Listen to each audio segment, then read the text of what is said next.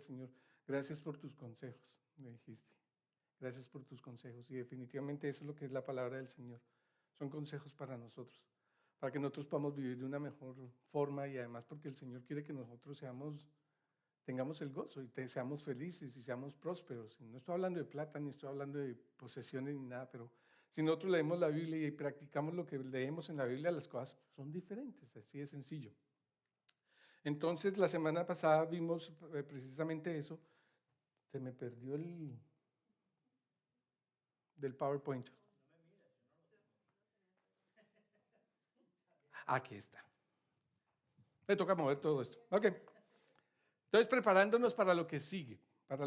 ¿Qué es lo que sigue?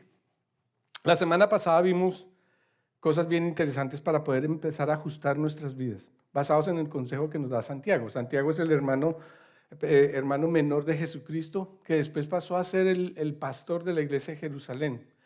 Y nos fuimos precisamente a Santiago 1:25, donde dice: mas el que mira atentamente la perfecta ley, la de la libertad, y persevera en ella, no siendo oidor olvidadizo, sino hacedor de la obra, este será bienaventurado en lo que hace. Ese fue el verso central de lo que vimos. ¿Qué está diciendo en pocas palabras? Que no se trata simplemente de leer la Biblia o escuchar la Biblia y ya, no. Se trata de verla, meditar sobre ella, transformar nuestras vidas, hacer lo que dice la Biblia que nosotros debemos hacer, y la vida nuestra será bienaventurada. ¿Qué significa bienaventurada? Que vamos a tener muchísimas bendiciones. Estamos hablando de ser felices, vamos a tener mucha felicidad porque bienaventurados, obviamente, cuando recibimos esas bendiciones, yo no he visto a nadie llorando cuando recibe, bueno, sí, cuando reciben las bendiciones he visto personas llorando de alegría.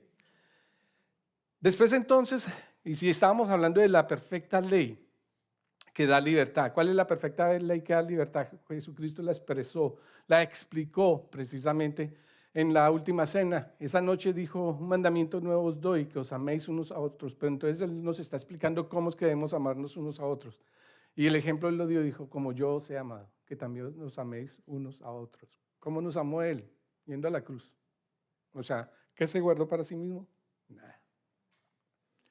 Imagínense un matrimonio que funcione así, que no se guarde uno nada, que todo lo dé para la otra persona, no esperando nada a cambio.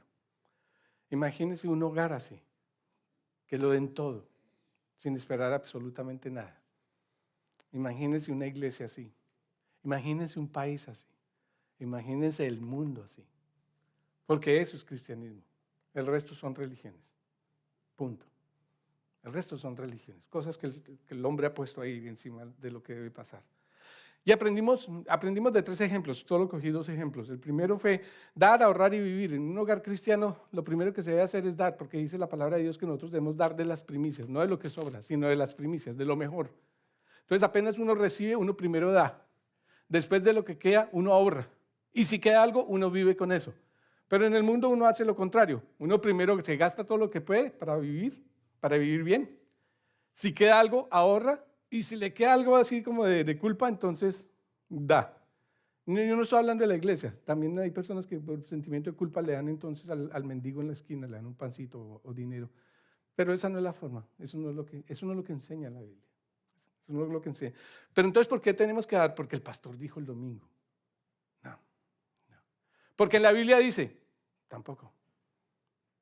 Porque vimos precisamente que Jesucristo dijo que se amen unos a otros así como yo les he amado. ¿Quién dio primero? Jesucristo. Lo dio todo. No se guardó nada. El segundo ejemplo que dimos fue ese, perdonar. ¿Por qué tenemos que perdonar? Porque entonces el pastor dijo, porque la Biblia dice, porque no, nada de eso. Porque Jesucristo, porque Dios nos perdonó todo a través del sacrificio de Jesucristo. Entonces, si nosotros vemos, esa fue la prédica del domingo pasado, si nosotros lo que estamos viendo es que Dios lo hizo todo primero y Él espera que entonces nosotros aprendamos de Él y hagamos. Eso es así de sencillo. Entonces, tenemos que tomar acciones inmediatas, que eso fue lo que vimos. Si nos vemos al espejo todas las mañanas y tomamos acciones inmediatas, pues Santiago lo que está diciendo es, así como nos vemos al espejo y tomamos acciones inmediatas, pues debemos tomar acciones inmediatas, no dejar para luego. Lo que tenemos que empezar a cambiar para que nuestras vidas tomen un rumbo mejor. Y hoy vamos a ver algo interesante que nos enseña precisamente la palabra de Dios por medio del rey Salomón. Pero ¿quién era el rey Salomón? El rey Salomón era el hijo de David, el rey David. El hijo de David con Betsabé. Betsabé, ¿quién era Betsabé? ¿Se acuerdan que David una vez estaba en la terraza sin hacer nada, no tenía nada que hacer y se puso a mirar a una señora que se estaba bañando y la vio bella y la deseó y la mandó llevar al palacio? Entonces, gracias. Menos mal tengo una persona que me dice, despacio, despacio. Voy a tomar un poquito de agua. Yo me emociono, lo que pasa es que me emociono. Betsabé, esposa de Urías, un general. Amigo, Urías, un general de David. Pero David cometió el pecado de traer a Betsabé al palacio. Se acostó con ella quedó embarazada. Y después de eso, en pocas palabras, mandó matar David a Urías. Entonces, después tuvo otro hijo, porque este hijo, el primero que tuvo con él, murió. Después tuvo otro hijo, y ese hijo se llama Salomón. ¿Quién fue él? El heredero del reino. Salomón escribió Cantar de los Cantares, Proverbios y Eclesiastés, en ese orden. Cantar de los Cantares, Proverbios y Eclesiastés. Cuando él llegó al trono de Israel, buscó a Dios como una persona sabia. ¿Por qué? Porque eso fue lo que vio de su padre. Hoy estamos celebrando el Día del Padre. Y déjeme decirle, la mayoría de nosotros lo que hacemos es lo que vemos, especialmente los varones, lo que hacemos es lo que nuestros padres hicieron. Y lo que no hacemos, que no nos gusta de pronto de nuestros padres, ahí es donde tenemos que esforzarnos para no hacerlo. ¿Verdad? Pues Salomón veía que su padre David buscaba siempre a Dios. Entonces él empezó a buscar a Dios.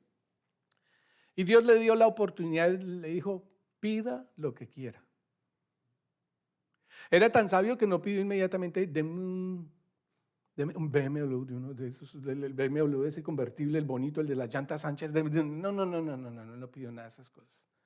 Él pidió sabiduría. ¿Por qué? Porque Salomón reconoció humildemente su incapacidad para gobernar bien y desinteresadamente sin la ayuda de Dios. Eso es un gobernante, ¿verdad? Y por eso vemos a tantos gobernantes fallando hoy, porque lo que menos quieren es que Dios les diga lo que se debe hacer. Pero él lo hizo. Pero ojo con esto, porque van a ver lo que va a suceder en esta prédica. La palabra de Dios me dicen, y no lo busquen, dice en Primera de Reyes 10:23. Es más, el rey Salomón excedía a todos los reyes de la tierra en riquezas y en sabiduría, como lo enseña precisamente aquí la palabra. Excedía a todos los reyes, no había nadie como Salomón. Ningún reino como el reino de Salomón.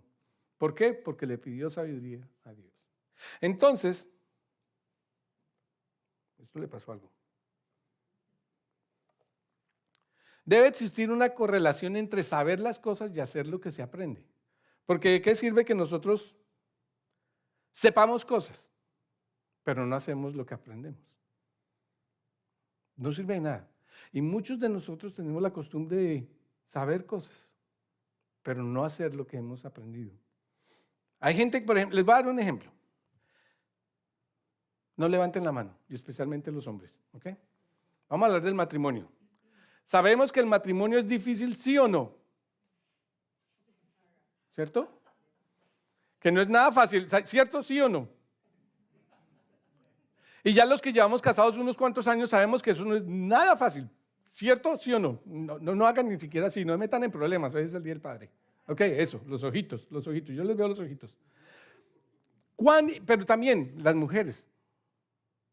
¿Cuántas mujeres se preparan para la boda, pero no para el matrimonio? Y yo he visto unas bodas espectaculares. ¡Wow!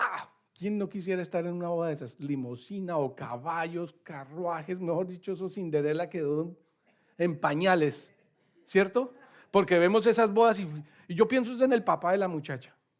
Honestamente, yo lo único que pienso, pobrecito el papá de esa muchacha. ¿Cuánto se gastó ese pobre hombre? Por ejemplo, Eduardo, que le va a tocar 3. Me imagino que eso ya lo... ¿Cuánto se va a gastar ese pobre hombre? Pero ¿cuántas mujeres piensan en la boda, mas no piensan en el matrimonio? Piensan en la boda y saben saben lo que va a pasar, saben lo que va a suceder, pero no practican lo que aprenden. Entonces, debe existir una correlación entre saber las cosas y hacer lo que se aprende. Tiene que existir una correlación ahí. Inmediatamente tiene que haber una correlación. Porque cuando nosotros sabemos algo y lo ponemos en práctica, las cosas marchan bien. Por ejemplo, yo sé que si voy a bajar este escalón, debo poner un pie primero o poner los dos pies al tiempo, pero debo poner uno de los pies, ¿verdad? ¿Y qué tal que no los ponga? Más bien digo, yo sé que debo poner uno, pero no los pongo. Me voy de rodillas. No va a ser bonito. Permítame un segundito que está pasando aquí algo con esta cosa. Pensé que eran mis gafas y no son las gafas. Ya. ¿Cuántos de nosotros la semana pasada nos dimos cuenta que estamos cometiendo errores? Por ejemplo, errores financieros, errores en nuestras relaciones, errores con la familia, errores con la iglesia. ¿Cuántos vimos la semana pasada que estamos cometiendo errores? ¿Y cuántos empezamos a cambiar el rumbo? Ahí sí no levanten la mano. Porque creo que la prédica de la semana pasada fue bien clara. Nos vemos en un espejo, vemos que hay cosas que toca cambiar, vemos que hay cosas que hay que corregir, pero no las debemos dejar para luego. ¿Y cuántos de nosotros dijimos,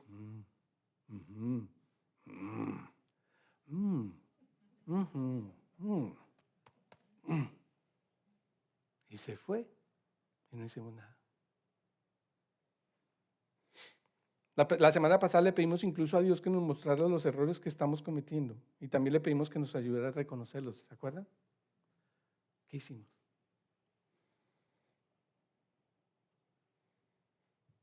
Sabíamos que algo andaba mal. Supimos y aprendimos en ese preciso momento, hay algo que está mal. Hay una correlación entre saber las cosas y hacer lo que se aprende. Siempre hay una correlación ahí. Entonces, nosotros debemos pedirle siempre a Dios que nos muestre cuando algo malo va a suceder, por causa de lo que estamos haciendo mal o por causa de lo que no estamos haciendo. Nosotros debemos hacer eso. Y Salomón entonces nos va a dar un ejemplo de dos tipos de personas. Salomón, uno de los hombres más sabios del mundo. Y nos dice, hay dos tipos de personas, con dos situaciones diferentes y con dos respuestas diferentes. Saber hacer las cosas no hace la diferencia, lo que hace la diferencia es hacer las cosas cuando nosotros aprendemos. Y en Proverbios 27:12 nos dice lo siguiente, el prudente, y empieza así, el prudente. Entonces yo busqué la definición de prudente, porque nosotros de pronto, no, yo sé más o menos qué es prudente, pero no, la definición, de acuerdo al diccionario dice, que piensa acerca de los riesgos posibles que conllevan ciertos acontecimientos o actividades y adecúa o modifica la conducta para no recibir o producir perjuicios innecesarios. ¿Lo vuelvo a leer? Ok. Es que todos me están mirando, ¿qué dijo? Que piensa acerca de los riesgos posibles, voy a utilizar las manos, que conllevan ciertos acontecimientos o actividades y adecúa o modifica la conducta para no recibir o producir perjuicios innecesarios. O sea, el prudente es una persona que está viendo algo, algo se está acercando, esto como que no va a estar bueno, tengo que hacer algo al respecto. Eso es ser prudente. ¿Okay? El prudente entonces es una persona sabia. Y yo me la pasé buscando a ver si ustedes me ayudan en esto. Yo creo que todos ustedes y yo alguna vez hicimos, ¿se acuerdan esas hojas con una cantidad de números? 1, 2, 3, y con puntos. Y que cuando uno coloca el punto en el 1, en el 2, en el 3, y cuando uno termina en el 325 hay una figura. ¿Cómo se llama eso? Esa es la respuesta. Todos. Yo dije, debe ser que en inglés tiene otra, y le pregunté hoy a Abby, y me dijo, that's whatever. Anyway. Conectar los puntos. Bueno, conecten los puntos hasta que se vea la figura. ¿Saben que la vida es eso? Nuestras vidas son eso. Y nosotros a veces pensamos que lo que está sucediendo hoy no va a afectar mañana. O que lo que pasó hace un tiempo ya no nos tiene que afectar hoy. Dice el prudente, pero mire lo que aprendemos. El presente se convierte en el pasado y nos muestra el futuro. Lo que estamos haciendo hoy se va a convertir en pasado, pero sí o sí va a afectar nuestro futuro. Siempre, siempre. O sea, esto es una regla casi una regla matemática. No hay forma en que nosotros podamos cambiar eso. Hay gente que dice, a la luz de mi esperanza y sueños futuros, y toman decisiones. A la luz de mi esperanza y sueños futuros, siempre tenemos que pensar cuál sería la cosa más sabia o más prudente que deberíamos hacer ahora y no dejar para luego.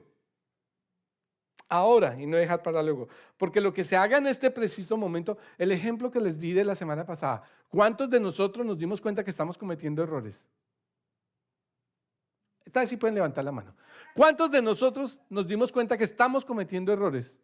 Financieros, sociales, relacionales, como sea. Ok, ¿y qué hicimos al respecto? El presente se convierte en pasado y muestra el futuro. Todos esos puntos se correlacionan unos a otros y nos van a mostrar cuál va a ser nuestro futuro. Entonces, ¿qué nos dice el prudente? Él dice, el prudente ve el peligro. ¿Se acuerdan la definición de prudente? Ve algo y entonces toma una decisión. Y como ven hasta ahí, el pastor ya está hablando de religiones. No, es que esto ocurre a cualquier ser humano. Si un ser humano está pasando una calle y viene un camión de esos de 16 llantas, viene a toda velocidad y que lo va a pasar por encima, debe ser esto cristianismo, debe ser maometismo, no, se quita. Se quita inmediatamente. ¿Por qué? Porque lo que se le vino encima no es, o sea, esto no tiene nada que ver con religión. Estamos hablando de la vida, cómo va. Entonces, ojo con esto, porque hay algo que se llama sesgo de confirmación. Es que vengo estudiando sobre esto. Y el sesgo de confirmación lo que hace es esto. Todos los seres humanos, todos nosotros hacemos lo siguiente. Cuando queremos aprender algo, nos enfocamos en lo que ya sabemos. ¿Ok? Porque cuando viene algo, alguna información que no es lo que ya sabemos, mejor no. Por eso se le llama sesgo de confirmación. Voy a estudiar lo que a mí me gusta y lo que yo ya sé para confirmar lo que yo ya sé. Por ejemplo, ¿se han dado cuenta cuántos ateos leen la Biblia? No, Dios no existe. Y lo digo porque yo fui así. Dios no existe. Y como Dios no existe, entonces voy a leer y voy a estudiar más acerca de cómo Dios no existe, para poder demostrar que Dios no existe. Pero cuando uno lee la Biblia, uno dice, ay, sí, como que no hay forma. Y eso es un sesgo de confirmación. Todos los seres humanos somos así. Y cuando tenemos un sesgo de confirmación, buscamos información que confirme lo que nosotros ya creemos de antemano. Eso es un sesgo de confirmación. ¿Qué ocurre con esto?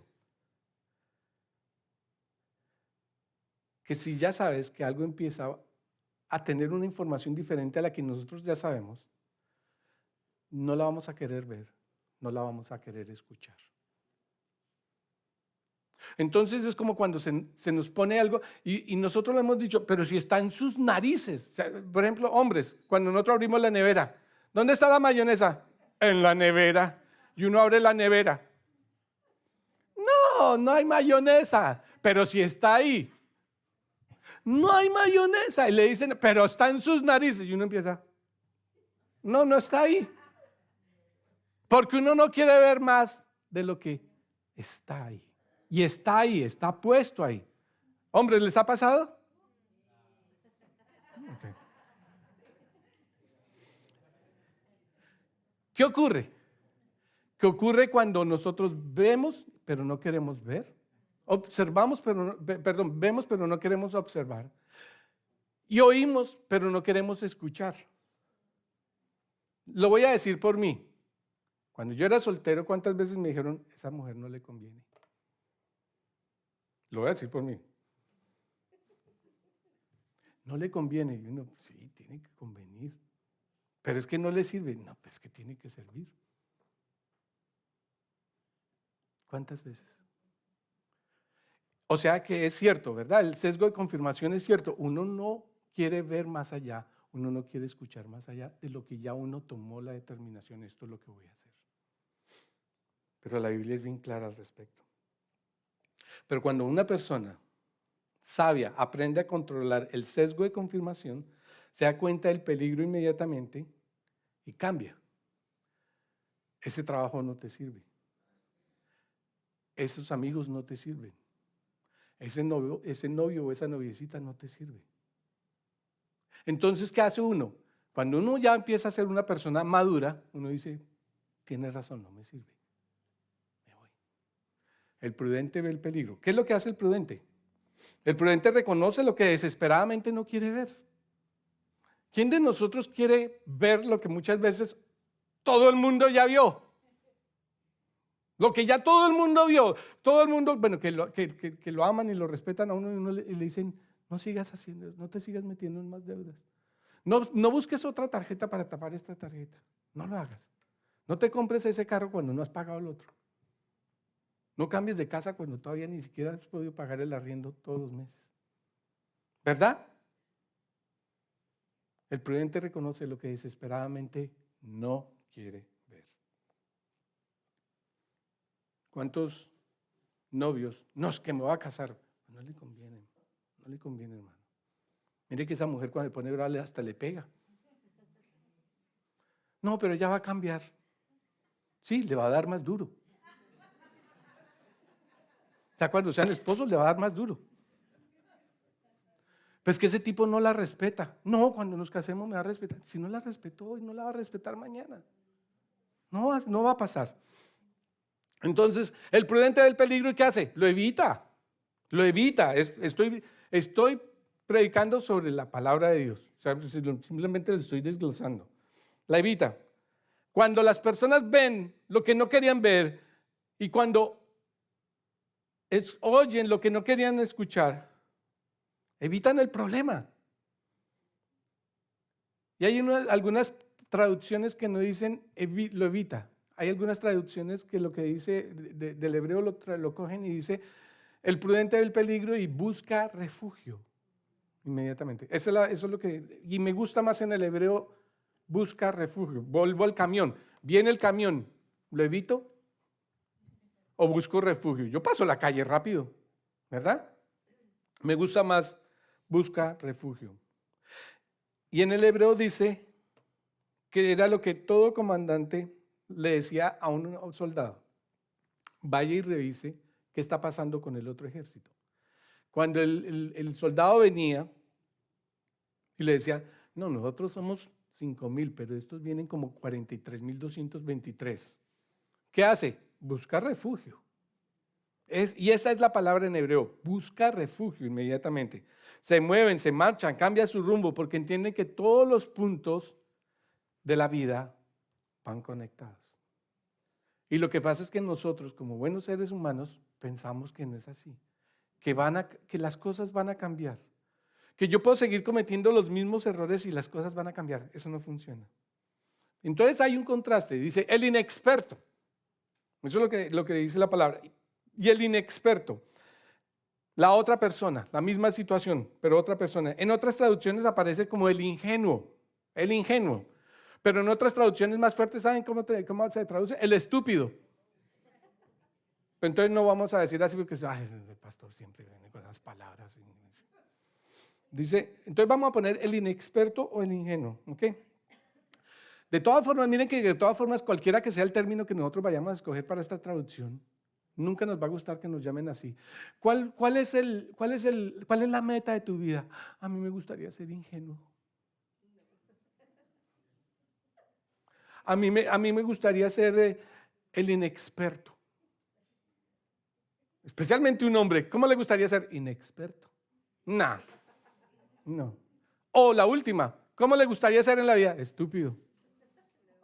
Algunos van a decir, no, no necesita más. Esa persona es la que vive la vida como venga. Y me acordé de una canción que dice, vive la vida como la debes vivir y nunca... Y uno dice, ¿what?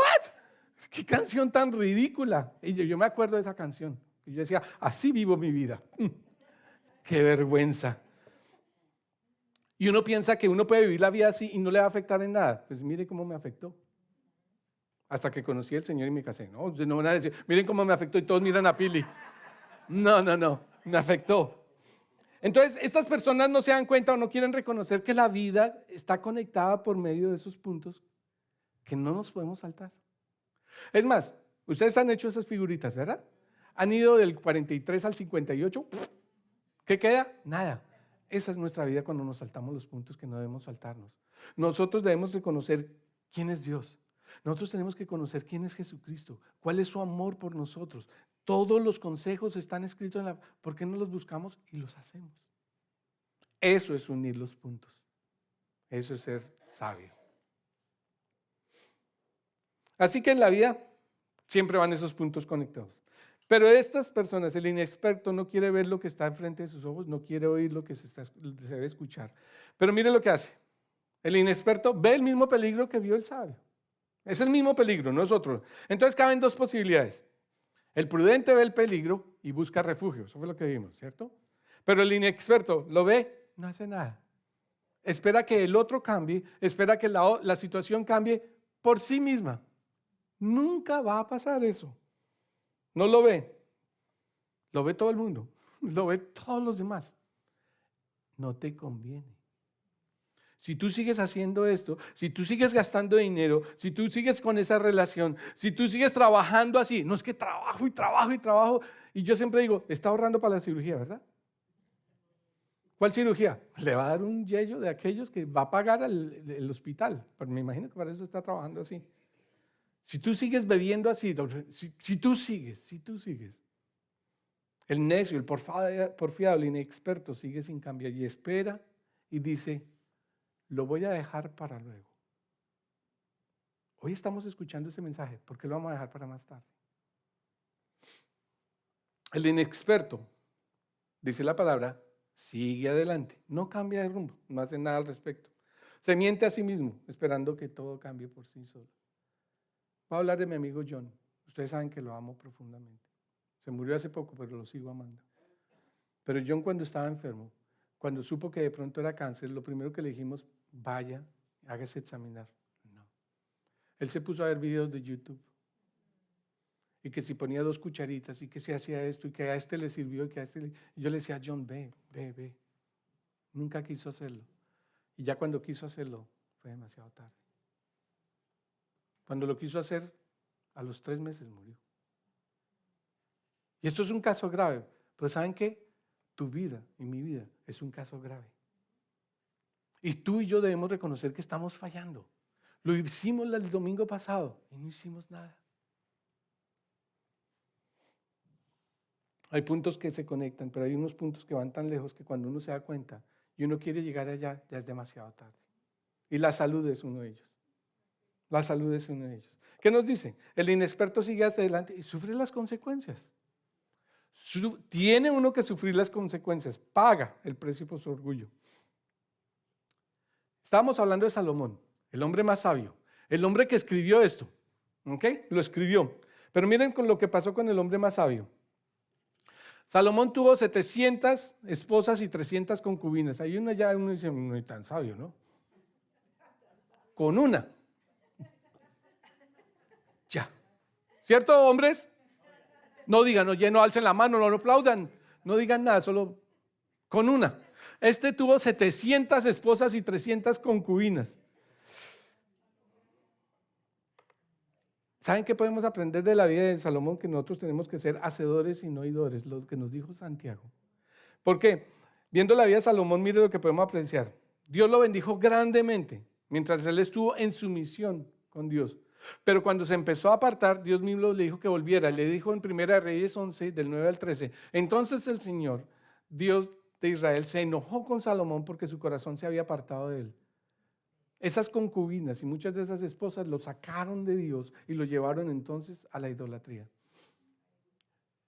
Su corazón se había apartado de él a pesar de que en 2 ocasiones Dios le dijo, Dios se lo advirtió 2 veces. Y le había prohibido que siguiera a otros dioses. Miren, los dioses no tienen que ser los monachitos así colgados en la pared o el que se pone uno aquí o el que se pone acá. No. ¿Saben que los monachitos no tienen que ser monachitos? Puede ser el trabajo, puede ser la misma familia, puede ser muchas otras cosas que estén por encima de Dios, el dinero. El Señor le dijo, ya que procedes de este modo y no has cumplido con mi pacto ni con los decretos que te he ordenado, puedes estar seguro de que te quitaré el reino y se lo daré a uno de tus siervos. Hoy Dios nos está diciendo, cambiemos. Porque si no,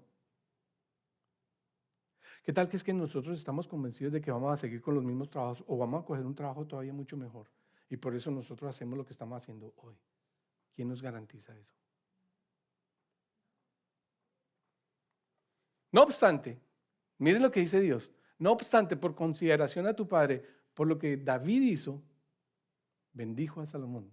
Dice, no obstante por eso, no lo haré mientras tú vivas, sino que lo arrancaré de la mano de tu hijo. Qué tristeza. ¿Saben por qué? Porque lo que estamos haciendo hoy, así no tengamos hijos. Porque dirán muchos jóvenes o solteros, eso es para los que tienen hijos. No, pero muchas cosas de las que nosotros hacemos hoy van a afectar a los hijos que nosotros vayamos a tener mañana. ¿O no? Las cosas que nosotros hicimos no han afectado a nuestros hijos el día de hoy. Ok, menos mal estamos hablando de una iglesia que sí pasan esas cosas. Ojo con lo que hacemos. Porque por consideración a David no le quitó el reino inmediatamente, por lo que hizo David. Pero por lo que hizo Salomón, perdió toda su familia el reino de en adelante. Entonces volvamos. Ya también por consideración a mi siervo David y a Jerusalén no le quitaré todo el reino, sino que le dejaré una sola tribu, la cual ya he escogido. Una sola tribu. De todas las 12 tribus le dejó una sola para los descendientes de David. Volvemos entonces. El prudente ve el peligro y lo evita. El inexperto sigue adelante y sufre las consecuencias. Es claro. Esto es bien claro, ¿verdad? Ok. Entonces, ¿la obra de Dios cuál es? Mostrarnos el peligro. Dios no, miren, Dios es un caballero. Dios no nos va a decir, ahí viene el camión, voy a hacer que desaparezca el camión. No, no, no, no. De pronto va a decir, Javier, mire para ese lado. ¿Qué pasa? Viene un camión, hermano. Ese es el trabajo de Dios. Porque el trabajo de nosotros requiere entonces inmediatamente al ver el peligro, tomar una decisión que implica una acción. Volvemos a la de la semana pasada. ¿Quién hizo algo la semana pasada al respecto? Entonces requiere una acción. ¿Qué requiere esa acción? Inmediatamente requiere un sacrificio. Tendrás que sacrificarte de una forma relacional, por ejemplo. Esa persona con la que estoy saliendo no es. Sorry. Si sigo gastando dinero como lo estoy haciendo, pero si estoy viviendo bien, por ahora. Pero mañana todos los puntos van conectados. Requiere un sacrificio. ¿Y qué requiere ese sacrificio? Eso va a conllevar a una vergüenza. ¿Por qué vergüenza? Porque la gente va a preguntarte inmediatamente, ¿por qué hiciste eso? Porque ya no quieres salir con esos amigos. ¿Ok? ¿Por qué vendiste el carro si el carro era espectacular? Y le va a tocar uno, pues porque no tenía con qué pagarlo. Eso requiere vergüenza. Nos lleva a la vergüenza. Porque ya no nos reunimos cada 8 días como lo hacíamos antes. Yo me acuerdo en la iglesia en Colombia, yo me acuerdo que a veces pasaban en pleno servicio, como éramos tantas personas, pasaban unos papelitos. Fiesta hoy. Fiesta. Y entonces mandaban, era la dirección. Y con Pili nosotros hacíamos fiesta hoy, mandaron la dirección, nos vamos para allá. Y yo me acuerdo cuando una vez llegó el papelito y fiesta hoy, mandaron la dirección en la casa de nosotros. Qué vergüenza tenerle que decirle como a 100 personas, no los quiero en mi casa. ¿Por qué? Porque no tenemos con qué. Porque fue cuando nos quebramos. Qué vergüenza. Pero ¿saben qué? Las personas que de verdad lo estiman a uno, le ayudan a uno en esos cambios. Y las personas que no lo estiman a uno, pero si tú cada 8 días estabas en fiestas y siempre hacíamos y nos reuníamos en tu casa y tal y Pascual, sí, pero es que ya no puedo hacerlo. ¿Por qué? Porque Dios me mostró que estoy cometiendo un error, estoy tomando acción, eso requiere un sacrificio. Me da vergüenza decirles que no, pero prefiero eso. ¿Está bien? Y por último, ¿qué produce eso? Alivio. Como ahorita que acabamos de desayunar. Qué alivio. ¿Saben cómo yo terminaría esta prédica diciéndoles a todos ustedes y a mí mismo? Nadie se arrepiente de hacer algo bueno para sí y para su familia. Nadie. Y este es el momento de hacer algo bueno para sí, para nuestra familia y para nuestra iglesia, para esta ciudad y para este país y para este mundo. Para eso somos llamados cristianos. Es hora de dejar de tomarle el pelo a Dios Todo lo que Dios requiere son unas cuantas horas a la semana. No tenemos por qué comprometernos fijo en el tiempo que tenemos que dedicarle a Dios a otras cosas porque es que tengo que hacerlo. De pronto ya es tiempo de tomar acción, ejecutar un sacrificio, llevar la vergüenza que eso requiere, pero sentir alivio. Porque eso dice la palabra, no porque lo digo yo. Oremos. Padre Celestial, muchísimas gracias, Señor. Gracias porque esto es un mensaje que nos estás dando para que nosotros cambiemos como personas, como padres o como madres, como hijos, como adultos o como jóvenes responsables, Señor. Gracias. Gracias porque hoy nos estás retando. Gracias porque hoy estás diciendo que es el momento de nosotros tomar acción sobre las cosas que sabemos que estamos haciendo mal. Porque lo sabemos, Señor, sabemos perfectamente que estamos haciendo las cosas mal. Ya no lo dijiste la semana pasada y hoy no lo estás repitiendo. Y nos estás diciendo que el sabio, el prudente, ve el peligro y toma refugio. Señor, ayúdanos a ser ese tipo de personas y no sencillamente seguir haciendo y cometiendo los mismos errores esperando que las cosas cambien, cuando tú en tu palabra nos has dicho que no va a ser así. Bendícenos y danos, Señor, la oportunidad de poder cambiar de esa manera, Señor. Ayúdanos entonces a hacer eso precisamente, que es lo que debemos hacer en este momento como iglesia. Iglesia, abran sus ojos. Miren la oración que tengo ahí. ¿Qué tal si la leemos juntos? ¿Les parece? Vamos a leerla juntos. Dice: Padre Celestial, ayúdame a ver cuando el problema se acerque mucho antes de que me afecte. Después, dame la sabiduría para saber qué hacer y el coraje para hacerlo. Amén y amén. Dios los bendiga a todos.